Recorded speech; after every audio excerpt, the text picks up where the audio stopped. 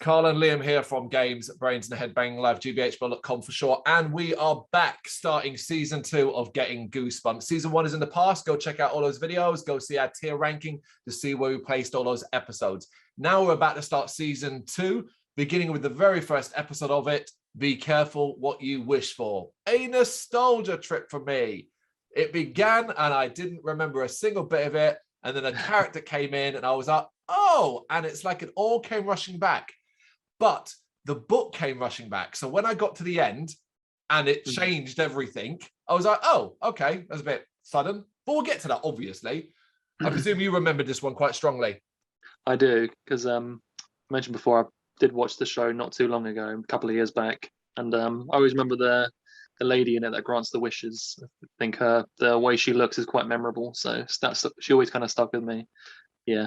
Yeah, it was her cadence more than anything else that kind of shot through my head, like just was like a bolt of lightning. It was nostalgia. But it is Be Careful What You Wish For, directed by Renee Bonnier and written by Charles Lazar. Book number 12 of the original book series. So this is, I mean, I guess we'll get into what we think of the episode more at the end or as we go along. But we begin in the school gym where the girls are all playing basketball. A girl called Judith, played by Susan Cook, sinks a basket. Then the ball is thrown to another girl who manages to somehow fall over while trying to catch it. It's very slapsticky stuff, man. Got to be one of the worst netball games I've ever seen, but I guess they are like high school students, so you got to give them some leeway. Well, apparently Judith's the best. Yeah. What's that? Apparently Judith's the best, isn't it? Yeah, that's true. But I think what's really funny, I don't know if you noticed it, but during these netball scenes, it plays this really overly dramatic techno music, which is super, like, for the time period, really 90s. Like, oh, yeah, I thought that was quite funny considering not the most exciting thing that's happening on screen, but yeah, it doesn't really suit it. So it's quite funny. It's like it's trying to be all cool and hip or something. Yeah, because it's not exactly a frantic game. No, you're right. The girl that falls over, this is Samantha Bird, spelt B-Y-R-D, played by Melody Johnson, or also known as Samantha Flyaway Bird, as Judith likes to call her.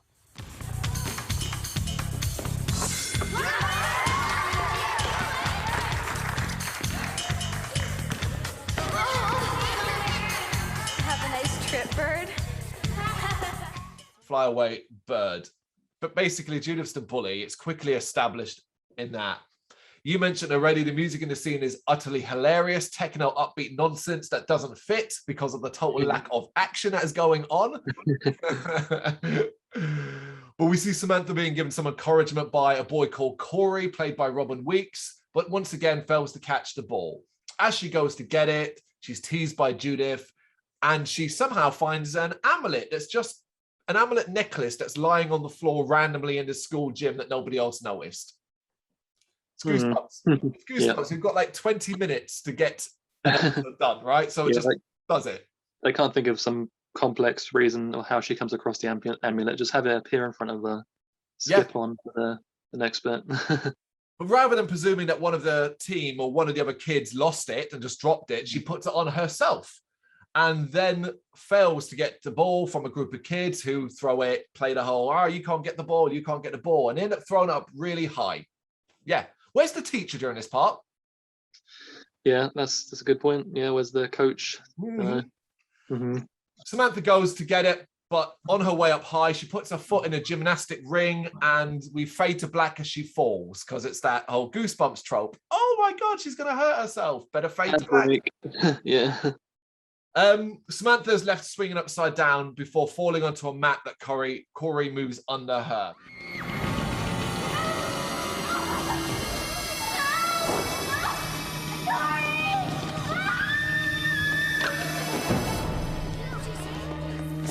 It's okay. Just relax. She's dazed as everyone looks on, and Judith continues to make jokes about her last name and flying away. And all I kept thinking was, this is some shit bullying. Like, that is shit bullying. You know, it's very PG bullying. Fly away, bird. Yeah, there's a lot of that in Goosebumps, though. Very like tame bullying stuff. And I have to say though, during that whole scene, I thought they reacted really quickly when she was like dangling upside down. They get like a crash pad like round her straight away, man. So they've obviously had some sort of like training about how to react in some sort of accidents happening. I thought they reacted really well. It's a unique accident. Yeah, I mean, it was quite unique, but yeah, good save anyway. There you go. Later at lunch, Samantha and Corey talk about Judith while Judith makes fun of her again with her friends. So they're just overemphasizing Judith as the bully picking on Samantha. Overhearing her, Samantha goes to speak but has food in her mouth, so spits at everyone, making a fool out of herself. I did laugh at that bit. Yeah. Embarrassed, she leaves and knocks into a dinner lady on her way out because she's clumsy as well. Everyone laughs and points. Literally, I thought this bit was hilarious. As you get the slow motion sort of pan and they're all like, ha, ha, ha, pointing at her. And all I heard was Carrie's mother. They're all going to laugh at you, Samantha. I'm really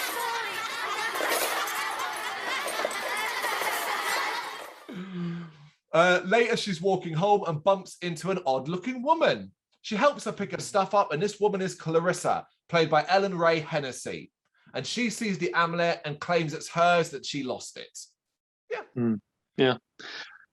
I have to say, I got a lot of red flags from Clarissa, like right off the bat, man. Especially when she starts to to describe how she asks her to like help her come with her, and yeah, she's kind of like a bit resistant, but then she ends up taking her to like a weird place, and it's like, yeah, quite a few red flags there.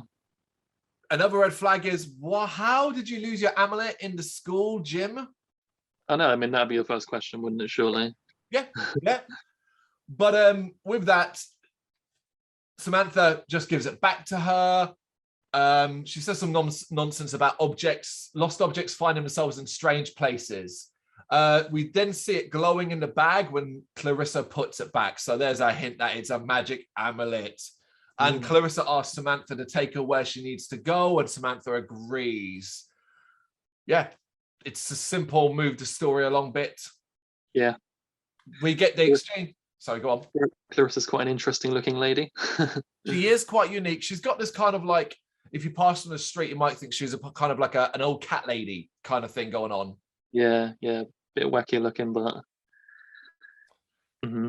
They exchange introductions, and then we cut to them arriving in the middle of seemingly nowhere. That's the weird thing. It's literally the seemingly nowhere.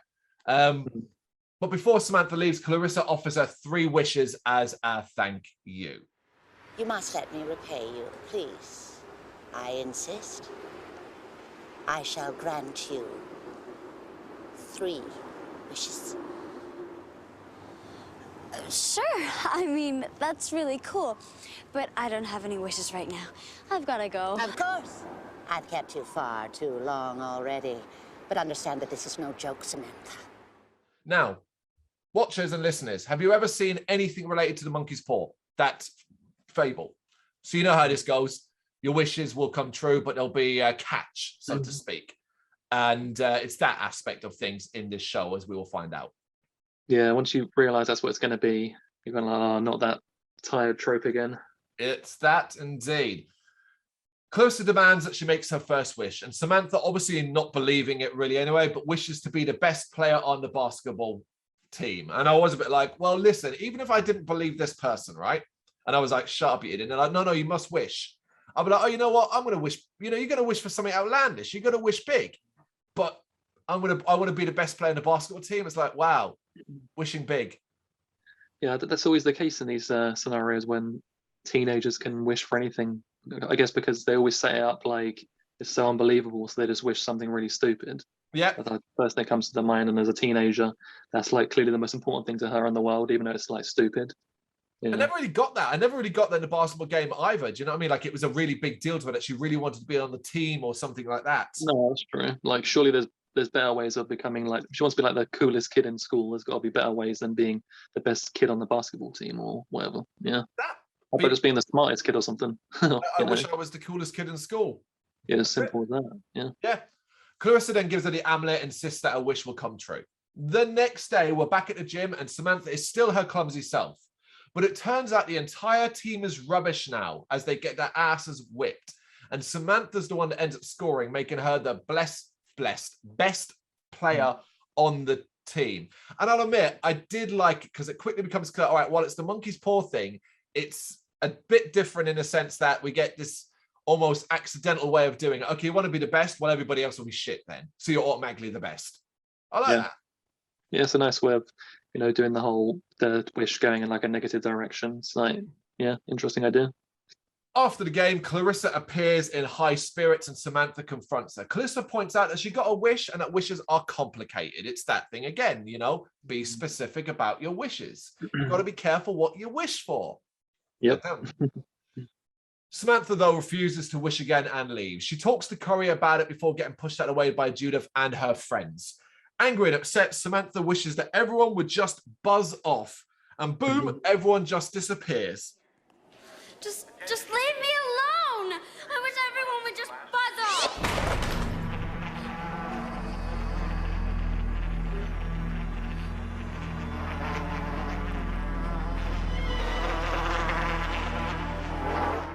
And she's turned everybody into flies, basically. Quite literal. This is Clarissa taking a wish quite literal, I think. Yeah, I mean, I have to say we've seen some bad CGI in Goosebumps, but there's a scene where she pushes open the door to leave the school, and a swarm of flies come out, and they're just like little black dots. But like, I guess I give them some credit because the close-up shots they did use like real flies by the looks of it. Yeah, that was bad CGI in that moment. Yeah, it happens twice as well. As she opens the door to the school bus, and it happens there as well.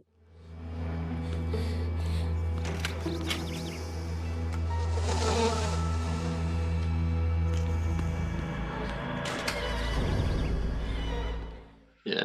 And she runs through the school, trying not to step on any flies, to find that literally everybody has buzzed off. It's the same outside. We get that horrible CGI. I noticed it as well. The swarm of flies got the door. And her cry of no is really bad here. I had some Darth Vader original trilogy flashbacks of her no here. Yeah, definitely. She continues to run around and calls for Clarissa. She gets home and just stops Clarissa as she's about to kill a fly that she thinks is her parents, basically. Clarissa then points out it was a bad wish, and it's totally on Samantha. And I'm a bit like, come on, that's not really fair. That's not really fair. You hear someone say, I wish everyone would buzz off. Like, well, that means I turned the entire world into flies. I think that's a bit of a leap there, Clarissa. No, yeah, that's true. She has one more wish and has to think very carefully about it, which she really does, because we cut to some time later and she finally has it. And I was expecting some sort of really clever wish here, but it's not really. She wishes everything to go back to where it was before the flies, except Judith will be her friend now. But she then corrects it and says, no, she wants Judith to think she's the greatest. And already I'm like, well, there's your stumbling block. Tell me your wish. I wish everything to go back to normal, the way it was before the flies, except I want Judith to be my friend. All right. No, wait. I want Judith to think I'm the greatest. Yeah, I also thought like that was a bit cheap because she kind of asked for multiple things at once. Like one wish is like, I want it to go back to where everything was, and the second one is I want Judith to think I'm the greatest. That's kind of two wishes in one. So yeah, a bit of a Yep, it is, but you can kind of see the writing on the wall here. You know exactly how this wish is going to turn out. Clarissa says she understands and disappears in a puff of crow feathers, which I guess works with her outfit. Yeah.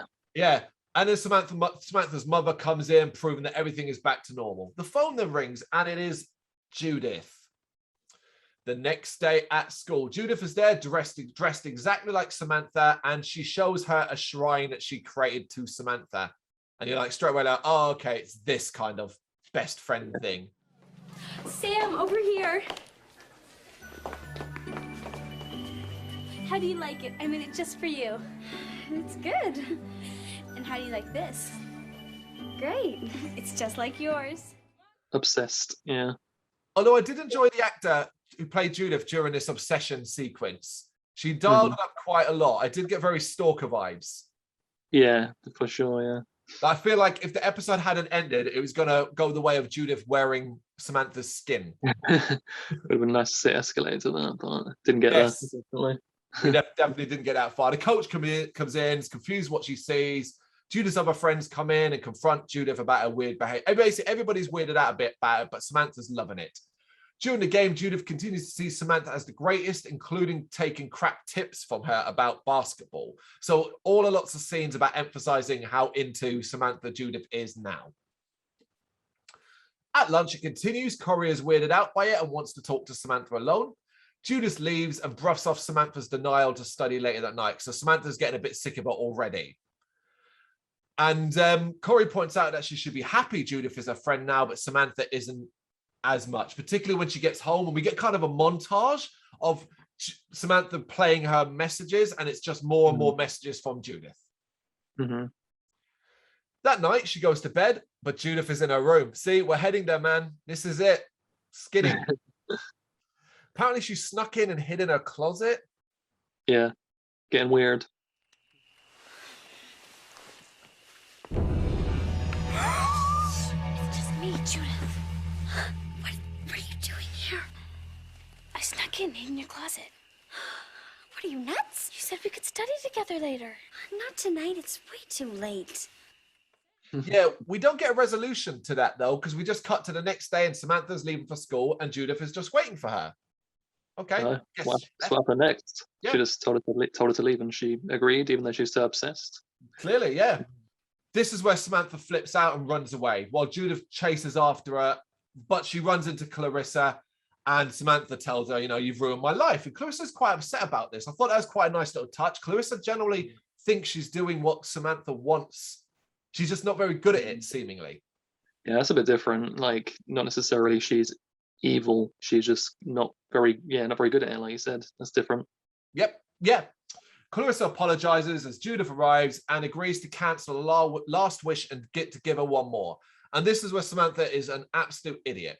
Here you go. It's very, very simple. The initial wish is perfect. It's brilliant. She wishes she never met Clarissa. That's perfect. That is Wishmaster. That is the Wishmaster wish at the very end. I wish the drunk guy had never been operating the forklift or gone to work that day, thus undoing everything. That's clever. That's the ultimate like loophole in this sort of scenario. But like you said, she goes one step further when she had it all sorted. You're like, stop. Yeah, and what I really liked as well is when she says, like, I wish I'd never met you, Clarissa looks hurt by that, which I thought was a nice touch again. Because she also knows that is the loophole. It feels like, like that's your way out. You figured it out kind of thing. You beat the system, but then, yeah. Here's my wish.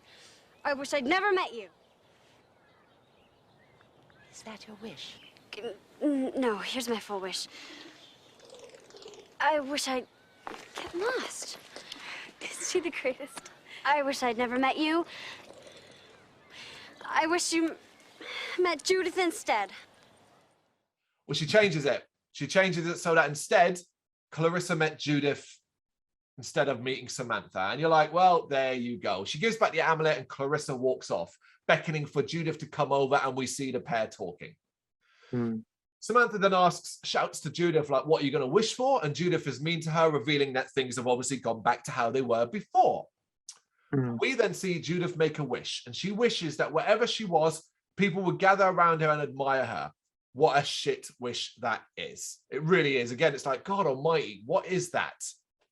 Why do all the dumbest people always find these these things that can grant wishes that are always idiots, and they just wish for the dumbest things, man? It's really frustrating. Yeah, what's frustrating about it as well is up to this point, we never did a whole thing where like Judith is vain. No, true. Yeah. But it's like, oh, she's a bully and she's popular at school, so she must be vain. That's an old, it's like, okay. Actually, it would have been a good twist, maybe a decent message. Maybe like it could have been that maybe she wished for actually really nice things, and I'd be like, oh, that's quite a surprise. Maybe she's like, I wish for world peace or something. Like, oh, I didn't see that coming. Yeah, no, that would have been cool. Of course, she's this vain, moron. Yeah, because we see Clarissa wink and Samantha at Samantha, and it's revealed that Judith has been turned into a statue, and the effect here is pretty fucking terrible. Oh, look, how beautiful. It's lovely. Yes.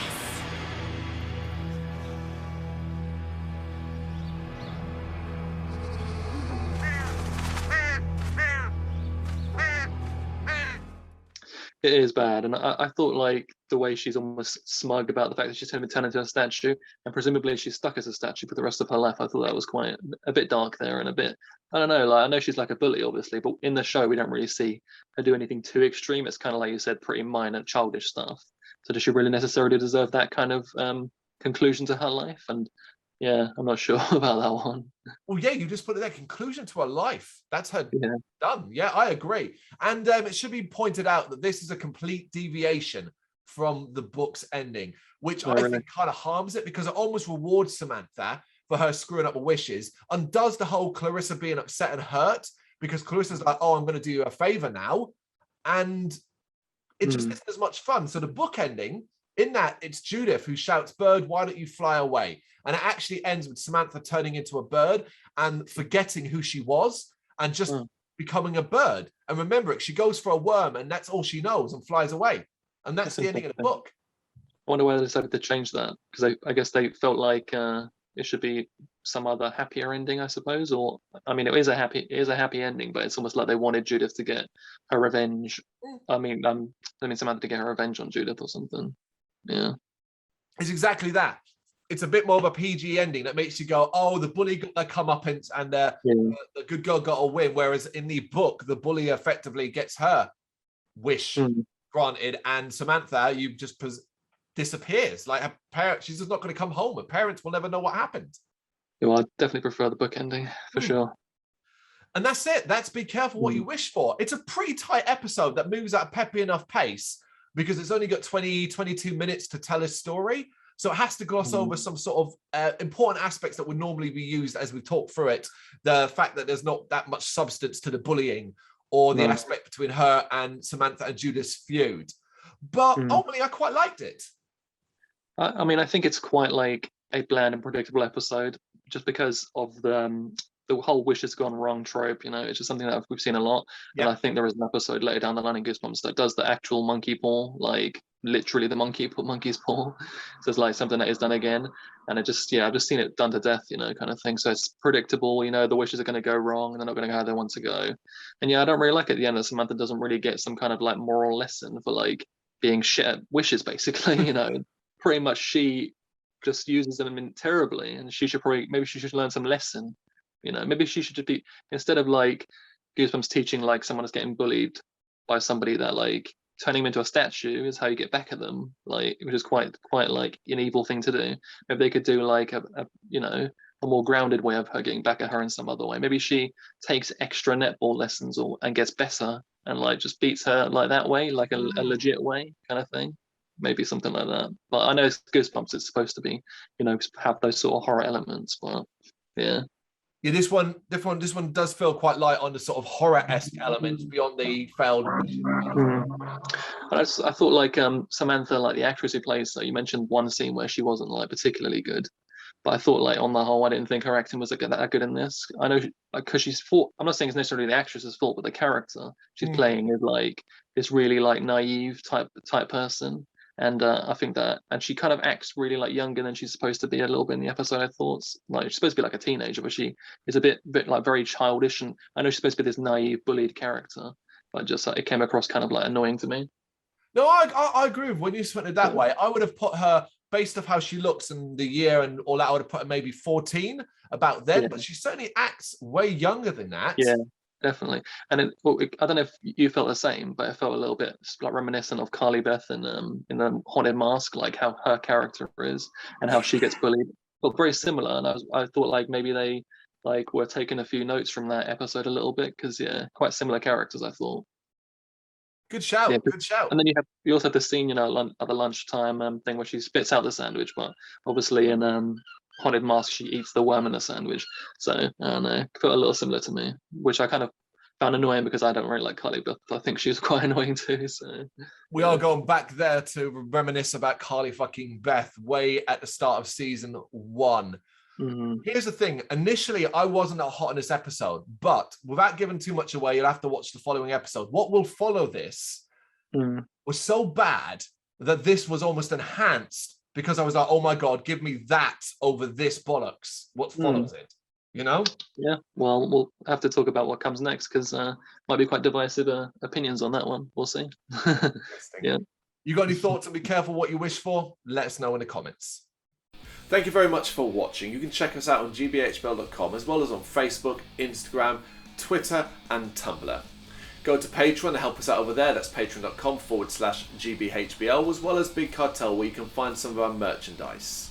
We have a podcast running on SoundCloud and Apple Podcasts. And of course, if you like this video, do us a favour, hit the subscribe button and help the channel grow. Games, horror and heavy metal. What else is life for?